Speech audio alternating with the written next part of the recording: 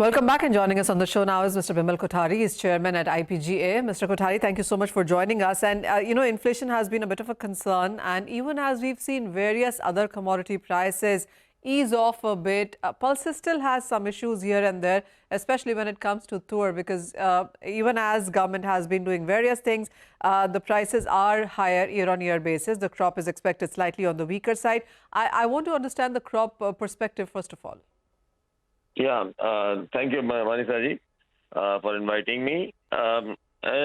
We have seen since last year that the tur prices has gone up quite significantly, and that was because of the bad season. There was not enough production last year, and this year too.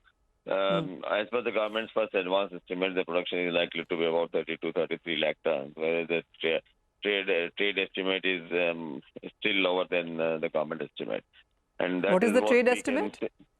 I don't want to throw the numbers, but normally the trade numbers and the government numbers, they differ. But the trade numbers are based on certain certain calculations, but these are not very authentic. So I don't want to throw the numbers, but we understand that the crop is going to be down this year, significantly down.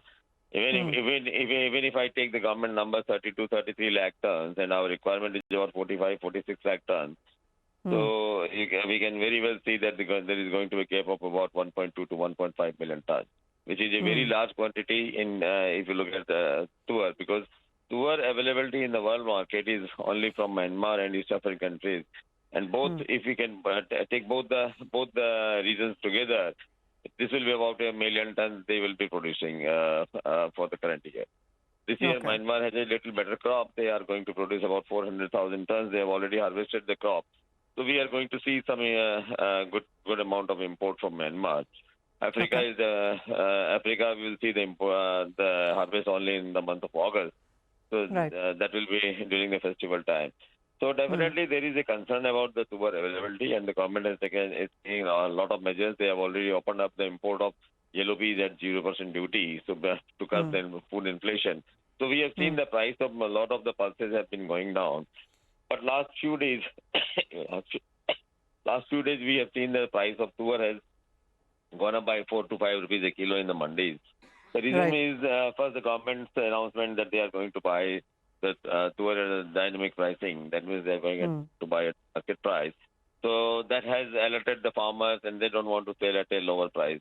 And now they've already started procurement. Of course, they could not procure much because of the arrivals. There's not so much arrival. I think that we will see more arrivals after the Kranti.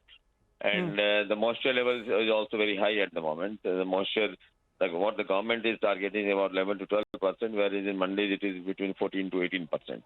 So I think from after Sakranti, we'll see a good amount of arrival and also the good quality. The government is definitely going to, as the government has announced, they are going to buy about 1 million ton of tur and udads for the current year. Because the government is taking the precautionary steps. They know that the tur is going to be down. So they want to create a buffer stock of tur, and so that whenever the prices are going up, they are going to intervene. But let me tell Mr. you, Kothari, at higher price, Yeah, Mr. Kothari, I want to come to you with a statement that Honorable Minister Mr. Amit Shah made, that we would be self-sufficient, or we should be working towards self-sufficiency in coming 3 years. With the kind of state that we are in for many of these pulses, how do you see that game plan? It is always welcome to become self-sufficient, we will always, as IPGA, we will always support the government in their endeavor to bring self-sufficiency in the pulses sector. But let me tell you, Manisaji, you see, our consumption is also rising every year, and by 2030, our assumption is that India will require more than 35 million tons of pulses. One bad monsoon, one bad season, like last year we have seen the El Nino effect. That changes the complete dynamic of the supply. So I think the policy should be, of course, we should strive to become self-sufficient, but the policy, because we are a large nation, 1.4 billion population. So we just can't be, can't depend on our local supply all the time because of the weather conditions, because these are weather-related crops. So since you've spoken about numbers, Mr. Kothari, Since you've spoken about Sorry? numbers, if 2030 we are looking at 35 million tons of consumption, what is the production estimate by then? So it should be more than that, but we have not seen yet production numbers. So government is striving to be, when they are talking self-sufficiency, that means they are targeting about, in fact, the number what I have heard from the government is that by 2027, it will be about 32, 33 million tons. But these are very subjective, you know. I mean, of course, I will appreciate the efforts of the government from 2016-17, when our production was 17 million tons. It has gone up to about 26, 27 million tons. So the government is trying their best, and but we have to be wise enough to understand our situation, ground reality also. Because as I said, one bad monsoon can change the complete dynamic. So we should have the relationship with all the origins, so that, you know, in case of, so that we keep importing some of the quantities from these origins from time to time, so that whenever there is such a, this kind of situation arises, when the bad monsoon or El Nino sort of situation arises, and our crops are affected, we can import. We can import. Go to those friends. From, Yes. Because you know, we need, because it's such a large, we have a large nation. We have to have a balanced policy. Yes. We just cannot be one-sided. And you see, we have seen that in 2017, government of India has stopped the import of tuber other than most of the pulses. So tuber is mostly consumed in India. If you look at the world market, if you look at the consumption. And there are other countries who are actually.